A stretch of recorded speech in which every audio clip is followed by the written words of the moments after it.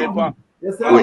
Voilà, il fait partie de ces parlementaires qui siègent à l'Assemblée nationale, donc qui sont partis directement de ce système. Ce sont des personnes qui sont cooptées pour endormir le peuple. Vous savez, la politique africaine n'est pas une politique, comment dire, de véridique qui est dans la vérité. Alors, les sanctions de la CEDEAO vis-à-vis du peuple malien, ce n'est pas une sanction contre les militaires, parce que ce ne sont pas les militaires qui ont décidé de mener une transition de 6 mois à 5 ans. Les militaires n'ont jamais dit qu'ils vont rester à la tête du pays pendant 5 ans. De un, il faut qu'on soit clair là-dessus. La transition réunit, le peuple a demandé à 90% que la transition dure entre 6 mois à 5 ans. Ça veut dire, ça se trouve, dans 2 ans ou dans 6 mois, les militaires auront sécurisé le pays et permettre peut-être la tenue d'élections. Mais pour le moment, ces sanctions qui sont déclenchées contre le peuple malien sont des sanctions illégitimes qui visent tout simplement au fait à bâillonner le problème sécuritaire et la vérité au Mali. Parce que nous savons que derrière ces sanctions, ce n'est pas les présidents réellement de la CEDEAO qui ont décidé de le prendre, mais la main invisible qui est la France, l'oligarchie française et la communauté occidentale, pour ne pas dire la communauté internationale. Donc si M. Djeri, qui est un parlementaire, pour ne pas dire parlementaire, cautionne ces sanctions contre le peuple malien, il ne faut pas qu'il oublie que ces sanctions auront aussi des répercussions directement sur le peuple togolais.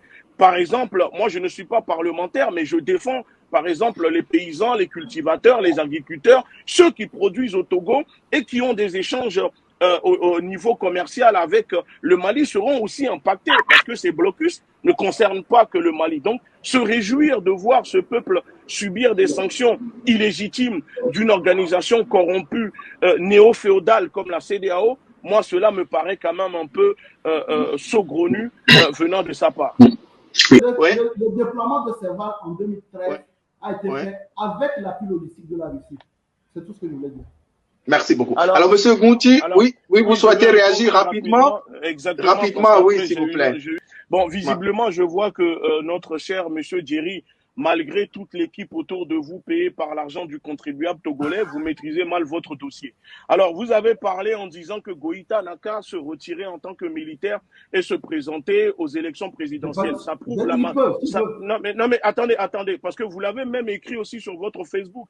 Moi, je dis juste que ça prouve l'amateurisme de votre niveau d'analyste politique. Parce que l'article 9 de la charte de la transition rend illégitime le fait que le président et le vice-président puissent se présenter aux élections présidentielles et législatives. Donc, c'était le minimum à savoir si vous avez pris le temps réellement de préparer ce débat. Va savoir, je comprends que vous êtes là pour défendre un peu les décisions de vos maîtres, la CEDEAO.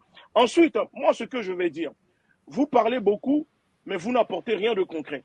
Et ça, je reconnais chez vous que ça fait partie des rhétoriques qu'on vous enseigne en tant qu'ancien personne, parce que vous êtes quand même un ancien militaire de Saint-Cyr.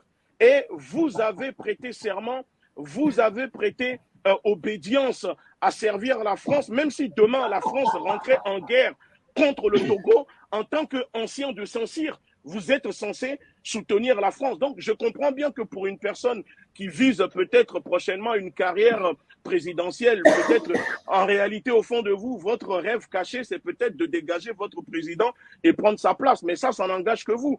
C'est normal que vous parlez, vous essayez de bien vous faire voir auprès de l'Élysée pour que l'Élysée puisse demain peut-être vous mettre à la place de fort. Mais ça, j'en doute fort, parce que vous n'avez pas assez les capacités encore.